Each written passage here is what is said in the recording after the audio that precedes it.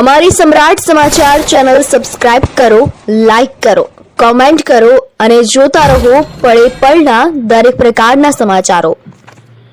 તળાજામાં Pavthi road લક્ષ્મીનગરના બસ સ્ટેન્ડમાં એક યુવાનની લટકતી હાલતમાં લાશ મળી આવતા ખળભળાટ મચી જવા પામ્યો છે। બનાવની પ્રાથમિક જાણવા મળતી માહિતી મુજબ ભાવનગર જિલ્લાના તળાજાની ભાગોળે પાવઠી રોડ લક્ષ્મીનગરના બસ સ્ટેન્ડમાં એક યુવાનની ગળે ફાંસો ખાધેલી હાલતમાં અને લટકતી હાલતમાં લાશ હોવાનું પોલીસને જાણવા મળતા પોલીસ તાત્કાલિક ઘટના સ્થળે પહોંચી હતી અને 108 મારફતે લાશને તળાજા સરકારી હોસ્પિટલ ખાતે ખસેડવામાં આવી હતી અને જરૂરી કાર્યવાહી હાથ ધરવામાં આવી છે। વધુ વિગતો માટે રાહ જોવી રહી।